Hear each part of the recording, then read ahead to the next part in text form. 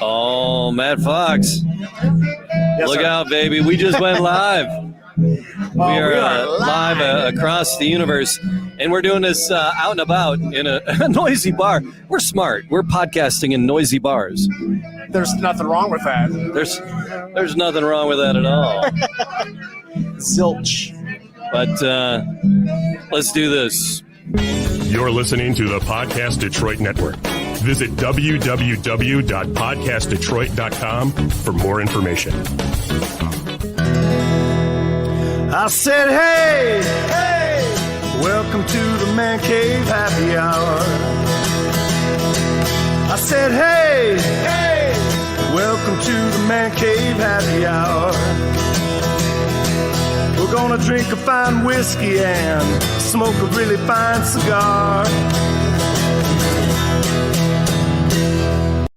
It is time for Happy Hour. It is the Man Cave Happy Hour. Whiskey, cigars, spirits, the stories that go along with it. I'm Jamie Flanagan. Hey, I'm Matt Fox. And we are at Ambassador Cigar. We're trying to get ourselves out and about and in public places and public spaces. Okay. I'm just in public. Yeah, where does I was drunk in a bar. You threw me in public. So no, we just wanted to get it out. I just love that. Thank you, Mr. White. Appreciate that. I love that bit. But we were just thinking, hey, we should get out and about and do an episode of the show. And I forgot there was live entertainment. We're invading spaces more than normally. It's a bit more reasonable, and we got to sit here till a band break and do the show. But that wouldn't be quite as fun, would it? No, but there's a special thing happening today in Metro Detroit. Yeah. People listen to the show wherever, whenever, But just for context. We're recording this on February the 16th. Fat Tuesday. 2021, and it is Fat Tuesday. It's Punchki Day. I feel attacked. What's that? I feel attacked. A little bit? Fat Tuesday. Well, it's fat every day for me. So. Yeah. That's just the way it rolls. But I was thinking we wanted to do just a taste of something, pair up a cigar and a cocktail. Right. Kind of the idea behind the Man Cave. Well, that's how it really kind of started, because you were walking down the street with your bride, and you're like, hey. And I thought pairings would be fun, but we don't, because it's like, I don't smoke a lot of cigars, honestly. No, neither do I. Every once in a while, and I've had just like, since everything's been closed and we haven't been able to play with people, I've wanted to go to the bar and smoke a cigar more than ever. It's like, everything. It's like, it's when the Girl Scout cookies aren't available. I want Girl Scout cookies more than anything. Where my Samoas? So, give me my Samoas. So tonight, I thought we would do a pairing of a cocktail. And, we do a lot of... Yes. And I thought we'd break away from that, and I thought it would be cool to do some gin. Rolling down the street. Yeah. So, and then the bar is singing something else. So the bar is singing tequila. Yeah. It's. But we're talking about gin. See? Well, we are talking about gin. But I was like, but I want to do a cocktail because I don't want to do. All right. So, funny story behind the Gimlet. Okay. Right. So yeah, there's a Gimlet. We're gonna do a gin-based cocktail called a Gimlet. Yes. And look what that happened. Kayla's here with our Gimlets. Thank you so Kayla. much. Kayla, what was it? Do you know what's in it? Did you? Yeah, Tanqueray and... Mm-hmm. I didn't know. I'm just curious how she makes it, because there's a couple ways of doing it. Yep. So, all right, fair play. All right, so generally speaking, a Gimlet is... you had a story. You go ahead, Matt. I have a funny story around the Gimlet. So Mary and I, my wife and I, were actually out at a restaurant. This was pre-quarantine, I guess you could say. And we have some really nice friends of ours that actually live in Idaho now. She's going to get her to get a cutter and a lighter. Yeah. All right. Yeah. So you, Mary, you're out to dinner. Yeah, we were with friends from Idaho, right? Oh, I'm sorry. Go ahead. And I'm looking at the drink menu, and I'm like, you know what? I've never had that before. Let me have a Gimlet. And what came out was this little champagne type glass. Yeah, normally. And that's how it's typically served. Normally it's served in a little champagne-y type glass. Yeah. And everyone kind of just looked at me. They're like, yeah, that about fits the bill for Matt. That's about it. Yeah, the girl drink drunk. Put an umbrella in it, I'm happy. That is, that's it. We need to get a cutter and a lighter from her. But I'll tell you a little bit about the history of the Gimlet, right? So it's refreshing. And generally speaking, is composed of gin, fresh lime juice, and then a simple sugar, a simple syrup, basically, sugar. So the cocktail is generally classified as a gin sour, putting a great company with other great tried and true sour drinks and daiquiris and all sorts of stuff like that. But here's the thing, right? So it all goes back to scurvy.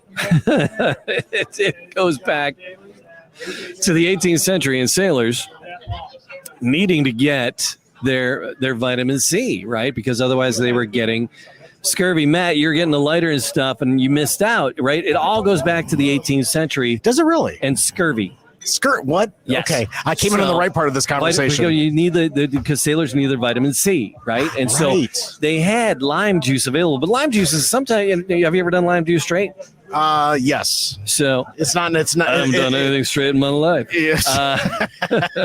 It's not a recommendation that you'd want to do. So no. So but that's what they had available. So to make it more palatable, they mix it up with some liquor and some gin. Well, and so liquor makes everything better, though, doesn't it? That's what I'm talking about. So while scurvy may be a thing of the past, the Gimlet is here to stay. This is all coming from liquor.com. I pulled that from there. So, but yeah, so I like that. It first appeared in one of the classic cocktail books in 1930, the Savoy Cocktail Book. Harry Craddock put that out. That's one of the old tried and true standards. And the Gimlet appeared in there. So the recipe that appears here on liquor.com calls for 2.5 ounces of gin, a half ounce of lime juice, and a half ounce of simple syrup, garnished with a lime wedge wheel.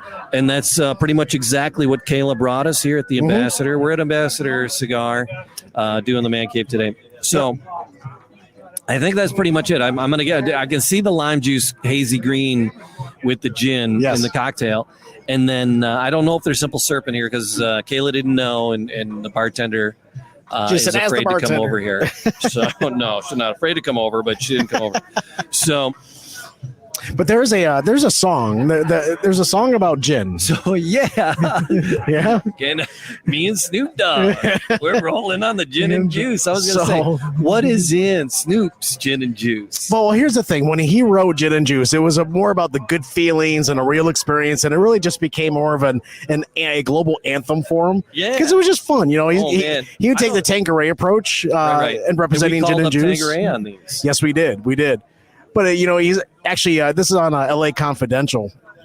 He said, I whipped up a cool cocktail which I call Laid Back, which y'all got to try out, and that's what we're gonna do tonight. Is we're trying some Laid Back gin and juice. That's nice.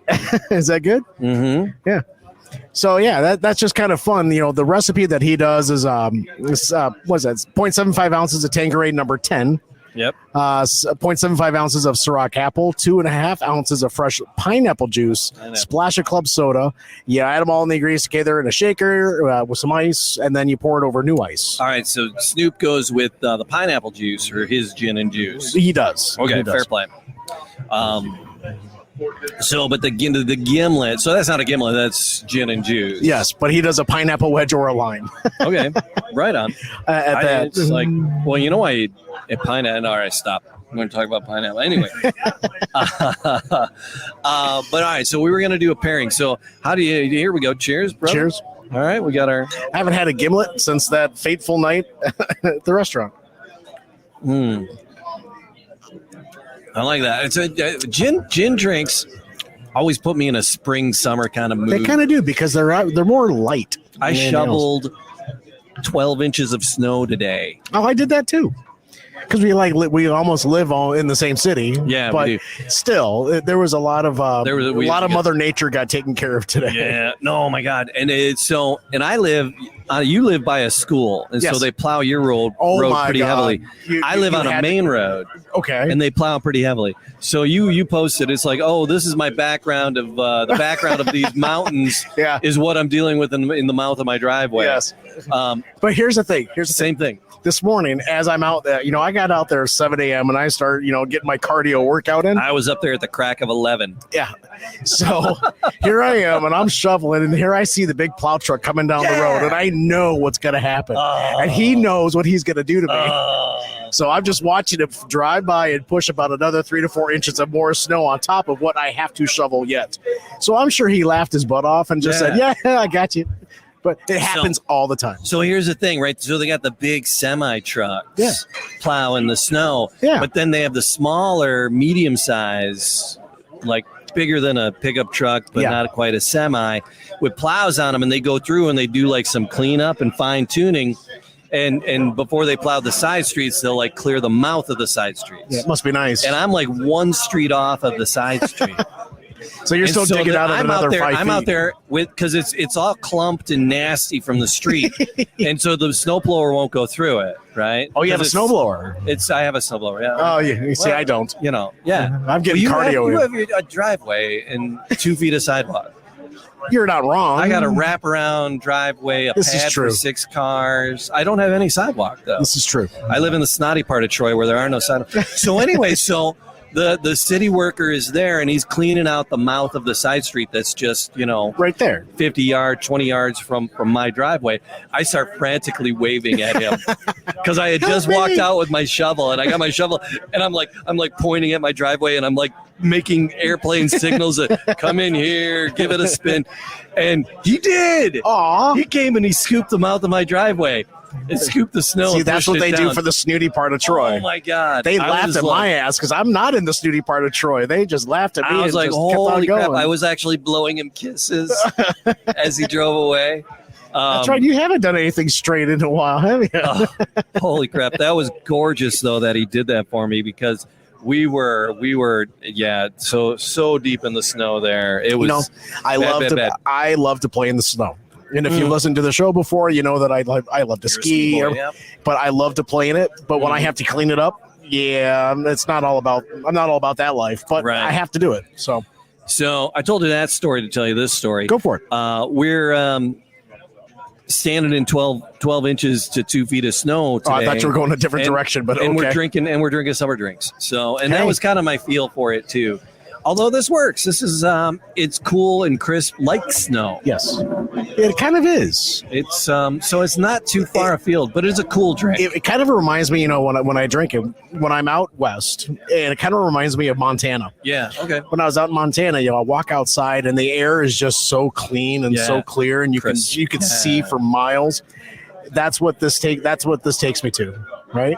Yeah. So it's got that light snow refreshing when feel. I'm cuddled in front of the fire, and it's cool, and I got the Afghan on me, and the cat's laying on top of that. Yeah, and I'm not drinking Gimlet there, right? No, you got a spiced hot chocolate of something. That's just a nice bourbon, just warming you up. Mm-hmm. But this is nice and crisp.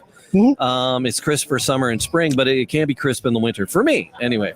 So Gimlet is a nice crisp cocktail with gin. Yep. And we went with the Tanqueray in honor of gin and juice with the Snoop Dogg. Yes. You know what? Yes, we did. I said, we're here at the Ambassador Cigar Lounge in Troy. Yes, we are. Near, it kind of split the difference. It's like in between our two houses, which is kind of great. Yeah. And it's a cool little pub. And they have a great humidor and great staff. The owner, Sean, is pretty freaking amazing. And so I told him, I said, Sean, we are going to drink a gin drink. We're going to have a Gimlet. We're going to have, so it's basically gin and lime juice. I go, what would you pair with it? He's like, I don't know. He goes, let's go in the humidor and look around. I'm like, I like the sounds of that. I like the way you think. So we went in the humidor and we looked around. And he was like, I don't know. He said, this was my first choice. I go, well, hey, first choice, best choice. What do you got? And he said, let's do the Micallef. The Micallef A. Micallef A. And it's the Micallef A. And the video's not showing it. But the Micallef A Really cool. It actually, the A stands for ambassador. Not this ambassador, but they were originally called Micallef ambassadors, and they got in trouble. I don't know, some kind of copyright infringement or some horseshit. So That's actually somebody something. So the Micallef A, the Micallef ambassador, is what he said he would pair for it. He said because it's a medium cigar. I said, dude, light, dark, medium, heavy, whatever you think would go. We're open to anything. And he came back with medium, which is good because which is good for us. That's good. That's good for you. Yes, I like medium-bodied cigars personally. Yeah. I don't like something harsh that's going to bite my face off. But, we were going with a crisp, light cocktail. So, again, the pairing might do that. So, the Micallef, he said it was a medium-bodied cigar. He said Nicaragua, and he said a Maduro wrapper. And then I forgot everything else he said to me. I'll tell you exactly what he said. Are you ready? You talk. I'll light. All right. Go so ahead. yes, it's a medium strength type of cigar. Yeah. It's in a Churchill format. Okay. All right. So it's a little bit longer. A lot of folks like their shorties or what have you if they're on their way to work and just doing a short drive. But this is a Churchill size cigar, 6.75 by 54. The wrapper is a Nicaraguan Maduro. Nicaraguan. I have a hard time with that word. Nicaraguan. Maduro. But the binder itself is a Sumatra binder, but the filler is again Nicaraguan and Dominican. So it looks like it would be because the wrapper is dark and it doesn't look like it would be a medium heavier. cigar. It looks heavier than what it is. Said is medium. But it's got a very medium body. Thing there. Mm-hmm. So when you look at it, you're like, oh, that looks like a strong cigar. No, actually, it smokes very medium. It's burning really nicely too. In all honesty, but it's actually it is a very medium-bodied cigar. Oh yeah, that's nice. It's light because we've sipped the cocktail a couple times. I wonder if the cocktail lightens it up for us because it is lighter. It's like this is way lighter than I thought it would be just from the look of it. Mm-hmm. But I love the label, the Micallef label. Micallef Cigars is actually, I believe, out of Weatherford, Texas. So they're in the U.S. They're not local, but they're out of Texas. And hopefully, with all that ice and snow they got, it doesn't ruin what they got going on right now. Yeah. Don't mess with Texas. Yep. Well, I mean, the stuff's coming from Nicaragua anyway. So.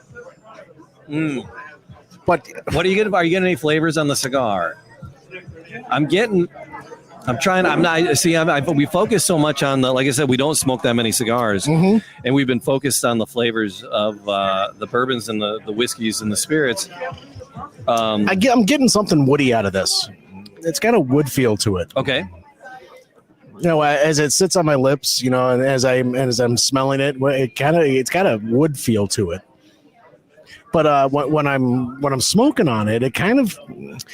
I don't know why. It might be because of what I had for dinner, but it might be like it's got a cream feel to it almost too. On the draw, it's kind of more of a cream feel on it. It's smoky. I shouldn't be allowed in public.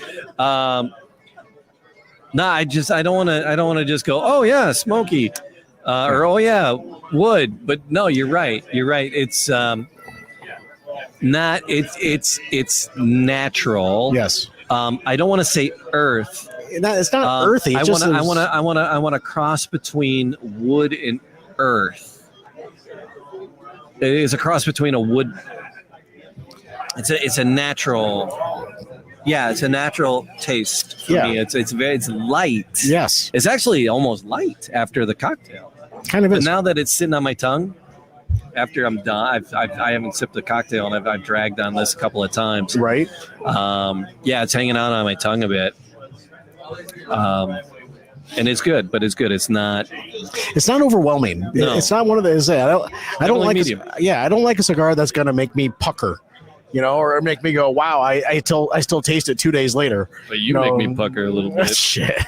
Of course you would. I love doing these in a bar because I think I get saucier when we're at the bar than when we're in studio. You've been saucy for a long time, my friend. Yeah, these are. It's a nice cigar. Earthy, not earth like dirt earth. No, but just it's like a woody. I said, like a natural. There's something unnatural. Is there like a flavor profile on that on the website or anything? According to Micallef.com, MicallefCigars.com, it says it's for our. This cigar itself is really for our brick and mortar retail partners themselves. It's got a medium body cigar, layers of flavor is what they're saying, but clover. That's go good. ahead. Yeah, but the Nicaraguan Maduro wrapper really brings forward that smooth notes of maybe a sweet cream, while the Sumatran binder itself adds notes of wood and leather. So I hadn't read that, and that's why I was getting right, wood and leather, yeah. Clover. So it's that natural, clean, feel and taste. So and again, we don't do cigars as often as we should. Sure. And then do the pairings, but this was fun. I'm gonna hit my drink again. This isn't one I'd like a cognac or a bourbon where I dip the cigar in the drink, but.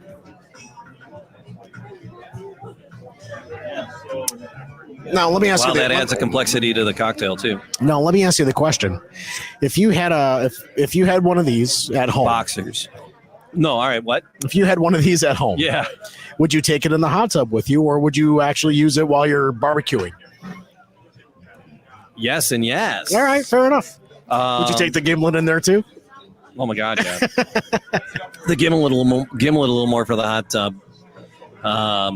It's beer and bourbon on the barbecue. But yeah, this guy would work in either place. This cigar would work. This Micallef A would work in either location for me. So, thank you, Sean, for the recommendation. That's a good pick. It's a good pairing between the two. Excellent pick. Lighter the drink, more lighter the cigar. I guess you'd want to go. Yeah. No, but everyone's different.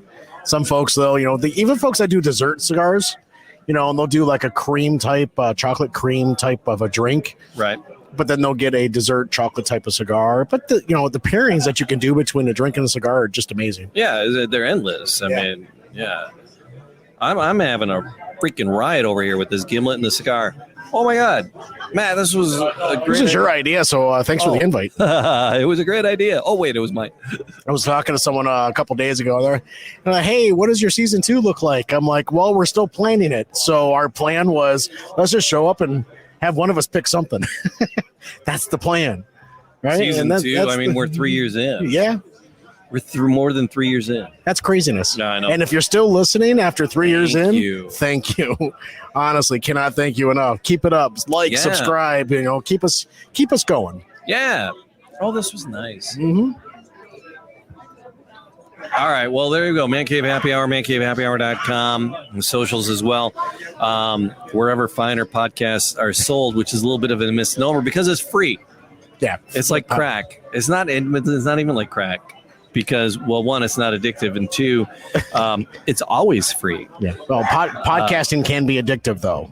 Oh, it is. That's why I have 30. If there was a reach out number for podcast addicts, I'd tell you, but I've never heard of one. So keep watching, keep listening, enjoying this. All right, so we'll do it again. We got more Man Cave on the way. We got. I don't mean to brag, but we got a hockey Hall of Famer will be joining us on the Man Cave coming up. Right. We do. Excited. I don't know, next week, the week after. No, 2 weeks it's away. March 9th. We're 2 weeks up. Is it 2 weeks away? The 23rd, yeah. No, is that a week away? That's a week away. Oh, next week. Holy crap. All right, next time, yeah. I guess I should start preparing. Eddie Belfour. Yes, Belfour Spirits. Belfour Spirits. He's came out with a line of whiskey, bourbon. He might have some gin, some clear liquids as well. Gin and vodka, maybe. I can't wait. So we're going to talk to Eddie Belfour, Hall of Fame hockey player, now a spirit distributor, dealer, owner, manufacturer, devotee. I'm sure I am really looking forward to that. We're actually going to be in our studios for that, from what I understand as well. Or is he going to be coming in? He's not going to be joining us live. He's going to be streaming in. He's going to zoom in, but we'll be in the Palatial Podcast Detroit studios. I love our studios. I love studios. But I love being on the road too. Yeah, that's the beauty of it. That's the beauty of the Man Cave because we can come into it anywhere. The video's a little dark. I look like a floating head Guilty. But hey, you got to deal with what you got to deal with when you're just kind of crashing at a bar. We just kind of walked in, set up shop. It's funny. There's like those guys over there that were at when we recorded at the Stray Cat. Yeah. So yeah, we have places to revisit because the past year and a half just about has not been allowed in. But now that things are opening up slowly, that's why I really wanted to get out and do one out and about today. Yeah. So please be on the lookout if you've been a guest on the show and we've been in your space. Look out for a request for an invite. We're coming. Well, we don't even invite. We just show up. That's Sean. All right, Matt. That's it, Jamie. man. We're gonna do it. Cheers. Cheers.